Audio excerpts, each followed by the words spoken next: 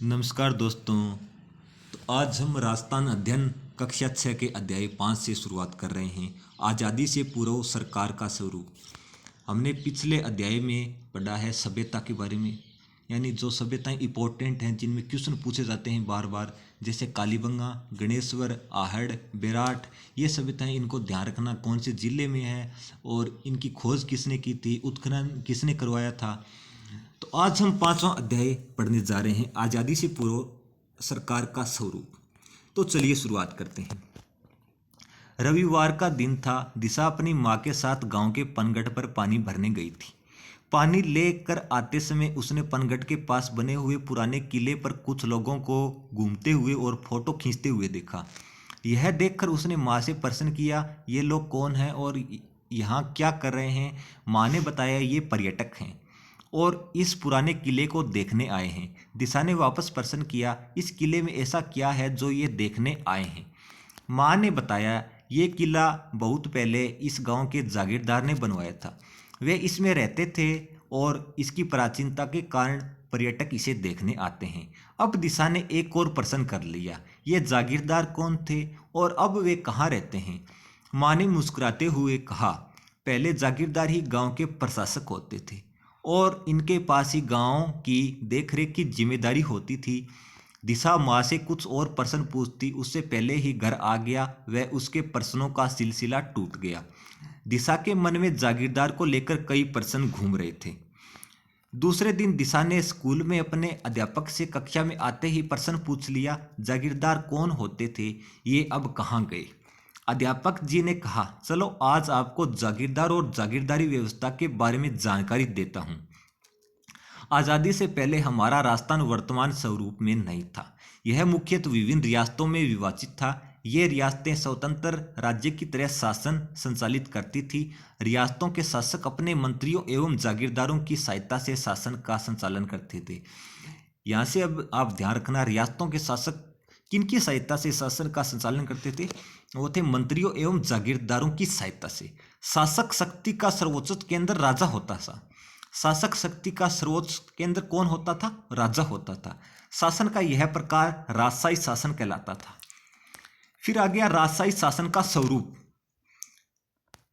राजस्थान की विभिन्न रियासतों में सिसोदिया, राठौड़, कछवाहा और चौहान आदि वंश शासक राज्य करते थे। ये अलग अलग राज्य थे किंतु शासन व्यवस्था लगभग समान थी। विभिन्न रियासतों में शासन संचालन के लिए केंद्रीय व्यवस्था के पदाधिकारी राजा, मंत्री, बख्शी, खजांची, परगना अधिकारी थे। राजा राजा राज्य की संपूर्ण शक्ति का सर्वोच्च केंद्र होता था, यानी राजा के माध्यम से ही राज्य का पूरा शासन संचालित होता था और वह ही उस राज्य का प्रमुख होता था। सामान्यतः राजा अपने सलाहकारों एवं मंत्री परिषद के सहयोग से शासन संचालन करते थे। किसके सहयोग से? सलाहकारों और मंत्री परिषद के सदस्यों के सहयोग से अपने शासन का संचालन करते थे। फिर आ गया मंत्री। राजा अपने शासन में सहायता हेतु मंत्रियों की नियुक्ति करते थे। प्रमुख मंत्री को क्या कहा जाता था? दीवान कहा जाता था। राजा समय समय इनसे मंत्रणा करके राजकार्य की जटिल समस्याओं को सुलझाते थे, यानी इनसे विचार विमर्श करके जो जटिल समस्याएं होती थी उनको सुलझाने का काम करता था। फिर बख्शी, सेना को वेतन देने तथा सेना संबंधी अन्य कार्यों की जिम्मेदारी बख्शी की होती थी। ये क्वेश्चन पूछा गया है और ये किसी भी बुक में नहीं मिला था उस टाइम, यानी कौन से एग्जाम में मेरे को अब पता नहीं है, लेकिन ये क्वेश्चन पूछा गया। फिर ये मिला था कक्षा 6 की अध्याय में, तब से यानी बहुत से विद्यार्थी राजस्थान अध्ययन को पढ़ने लग गए थे। यानी सेना को वेतन देने तथा सेना संबंधी अन्य कार्यों की जिम्मेदारी किसकी होती थी? बख्शी की। फिर आ गया खजांची। आमदनी और खर्च के हिसाब को संतुलित रखना और बचत को सुरक्षित कर राजकोष में वृद्धि करना इसका प्रमुख कार्य था। आमदनी और खर्च के हिसाब को संतुलित करना और बचत को सुरक्षित कर राजकोष में वृद्धि करना खजांची का कार्य था। फिर आ गया परगना अधिकारी। राज्य परगनों में विभाजित था। राज्य किस में विभाजित था? परगनों में। तथा परगने में शांति व्यवस्था बनाए रखने की जिम्मेदारी किसकी होती थी? परगना अधिकारी की होती थी। फिर यहाँ से आप अंडरलाइन कर लेना, ग्राम राज्य की सबसे छोटी इकाई थी। ग्राम का प्रशासन ग्राम पंचायती करती थी। राज्य की सबसे छोटी इकाई कौन सी थी? तो ग्राम। ठीक है। फिर आगे जागीरदारी व्यवस्था क्या थी? एक व्यवस्थित राज्य के लिए प्रशासनिक व्यवस्था अनिवार्य तत्व है। राजस्थान के मध्यकाल का संपूर्ण शासन तंत्र राजा और जागीरदारी व्यवस्था पर आधारित था। राजस्थान की जागीरदारी व्यवस्था रकत संबंध एवं कुलीन भावना पर आधारित प्रशासनिक और सैन्य व्यवस्था थी। यह क्वेश्चन पूछा गया है अभी। राजस्थान की जागीरदारी व्यवस्था किस भावना पर आधारित थी? तो वो थी रकत संबंध पर आधारित, रकत संबंध एवं कुलीन भावना पर आधारित थी। राजस्थान में जागीरदारी व्यवस्था का मूल तत्व था कि राजा की मृत्यु के बाद बड़ा पुत्र बनता था। राजा अपने छोटे भाइयों को जीवन यापन के लिए भूमि आवंटित करता। भाई बंधु को दी गई इस भूमि का स्वामी जागीरदार कहलाता था। राजा अपने छोटे भाइयों को क्या करता? जीवन यापन के लिए भूमि बांट देता, और भाई बंधु को दी गई इस भूमि का स्वामी क्या कहलाता था? जागीरदार कहलाता था। जागीरदार का कार्य उस जागीर की सुरक्षा एवं उसका शासन संचालन करना था। बाद के समय में योग्यता के आधार पर भी जागीरें प्रदान की जाने लगी। कक्षा में बच्चे रुचि से सुन रहे थे, तभी शिखर ने शिक्षक से प्रश्न पूछा कि यह व्यवस्था कब से प्रारंभ हुई, इसके बारे में बताइए। अध्यापक ने कहा, मैं आपको इसके प्रारंभ और इसके वर्तमान स्वरूप के बारे में बताता हूँ। जागीरदारी व्यवस्था का प्रारंभ। जागीरदारी व्यवस्था का प्रारंभ कब हुआ, इस संबंध में अब तक कोई निश्चित मत नहीं बन पाया है, लेकिन राजस्थान में इसका विकसित और स्पष्ट स्वरूप राजस्थान के शासन काल से प्रारंभ हो गया था। कब हो गया था? राजपूतों के शासन काल के प्रारंभ से हो गया था। राजस्थान भूभागों पर राजपूतों की विभिन्न शाखाओं ने अपने राज्य स्थापित किए, जो उनकी रियासतें कहलाई। रियासतों की सुरक्षा एवं शासन व्यवस्था के संचालन हेतु शासकों ने जागीर व्यवस्था प्रारंभ की। जागीरदारी व्यवस्था का स्वरूप किस प्रकार था? राजस्थान में यह रकत संबंध पर आधारित सहगोत्रीय कुलीन व्यवस्था थी। राजा महत्वपूर्ण प्रशासनिक पदों पर जागीरदारों को नियुक्त करता था। राजा और जागीरदार के संबंध स्वामी और सेवक के नहीं होते थे, बल्कि भाईचारे एवं सौहार्द पर आधारित होते थे। मध्यकालीन जागीरदारी व्यवस्था के स्वरूप में परिवर्तन, यानी इसमें परिवर्तन कब हुआ? मुगल काल में मुगलों से संधि के कारण शासकों की जागीरदारों पर निर्भरता कम हो गई। शासक मुगल मनसबदार बन गए और उन्हें मुगलों का संरक्षण प्राप्त हो गया। इससे शासक जागीरदारों के साथ स्वामी जैसा व्यवहार करने लगे। प्रारंभ में जागीरदार युद्ध एवं शांति के समय राजा को अपनी सेवाएं देते थे, लेकिन मध्यकाल में सेवाओं के साथ कर व्यवस्था निर्धारित कर दी गई, जिसका उल्लेख जागीर पट्टे में किया जाता था। मुगल शासन प्रणाली की कुछ व्यवस्थाओं का प्रभाव राजस्थान पर भी पड़ा।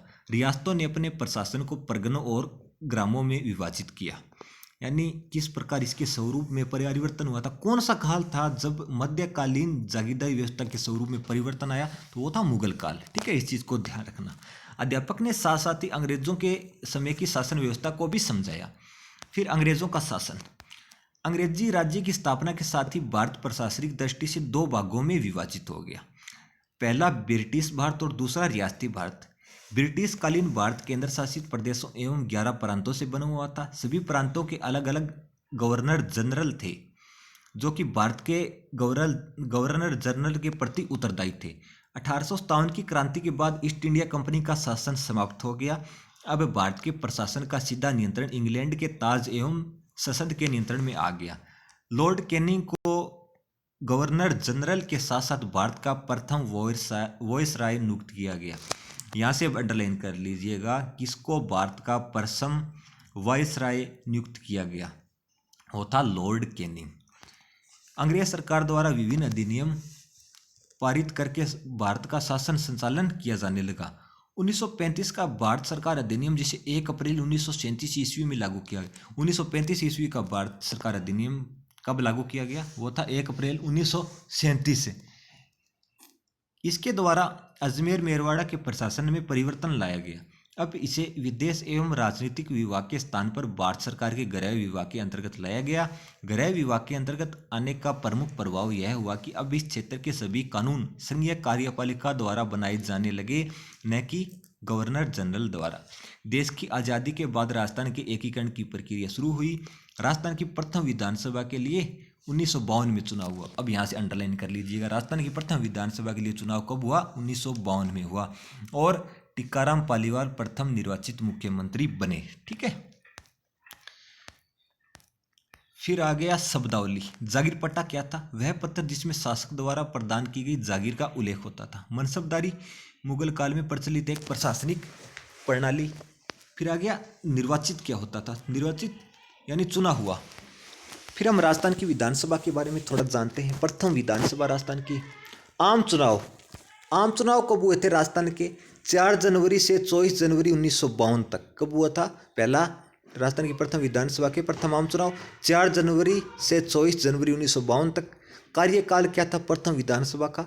1952 से 1957 तक। प्रथम विधानसभा चुनाव कितनी सीटों पर हुआ था? ये क्वेश्चन भी बार बार पूछा गया है, तो मैंने आपको एक्स्ट्रा फैक्ट के आधार पर लिखा है। प्रथम विधानसभा चुनाव 160 सीटों पर हुआ था। फिर आगे, पहले निर्वाचित मुख्यमंत्री टीकाराम पालीवाल। प्रथम विधानसभा अध्यक्ष कौन थे? नरोत्तम लाल जोशी। फिर अभ्यास क्वेश्चन करते हैं। सेना को वेतन देने तथा सेना संबंधी अन्य कार्यों की जिम्मेदारी किसकी होती थी? वो थी बख्शी। राजस्थान के प्रथम निर्वाचित मुख्यमंत्री कौन थे? वो थे टीकाराम पालीवाल। फिर स्तंभ 1 को स्तंभ 20 से सुमेलित कीजिए। ग्राम क्या होता था? राज्य की सबसे छोटी इकाई। मनसबदारी क्या होती थी? मुगल कालीन प्रशासनिक व्यवस्था। जागीर पट्टा क्या था? वह पत्र जिसमें शासक द्वारा प्रदान की गई जागीर का उल्लेख होता था। परगना अधिकारी के क्या कार्य थे? परगने में शांति व्यवस्था बनाए रखना। राजस्थान की रियासतों में कौन कौन से वंश के शासक राज करते थे? वो थे सिसोदिया, राठौड़, कछवाहा, चौहान। ठीक है। फिर आपको थोड़ा सा एग्जाम की दृष्टि से इंपॉर्टेंट, राजस्थान के प्रथम मनोनीत मुख्यमंत्री कौन थे? हीरालाल शास्त्री। मनोनीत पूछे तो हीरालाल शास्त्री, और प्रथम निर्वाचित पूछे तो टीकाराम पालीवाल। फिर राजस्थान के ऐसे मुख्यमंत्री जो मनोनीत और निर्वाचित दोनों रहे, यानी जो मनोनीत भी रहे और निर्वाचित भी रहे, वो थे जयनारायण व्यास। फिर प्रथम महिला मुख्यमंत्री कौन थी? प्रथम महिला मुख्यमंत्री थी वसुंधरा राजे, जिनका पहला कार्यकाल रहा था 2003 से 2008 तक। ये एकमात्र महिला मुख्यमंत्री रही थी। राजस्थान के अब तक के गैर कांग्रेसी सीएम, यानी जो अदर पार्टी के थे, यानी बीजेपी के थे, राजस्थान के अब तक के गैर कांग्रेसी सीएम, यानी जो कांग्रेस के नहीं थे, यानी कोई अदर पार्टी से थे, तो पहले थे भैरों सिंह शेखावत, दूसरी थी वसुंधरा राजे, और तीसरे जो वर्तमान में हैं अब भजनलाल जी शर्मा। तो ये आपको मैंने एग्जाम फैक्ट के रूप में इंपॉर्टेंट बताया है।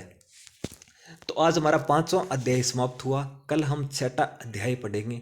अगर आपको 41 जिलों के आधार पर राजस्थान अध्ययन पसंद आए तो इसको शेयर और सब्सक्राइब जरूर करना, जरूर इसको अपने दोस्तों से शेयर करना। धन्यवाद दोस्तों, धन्यवाद।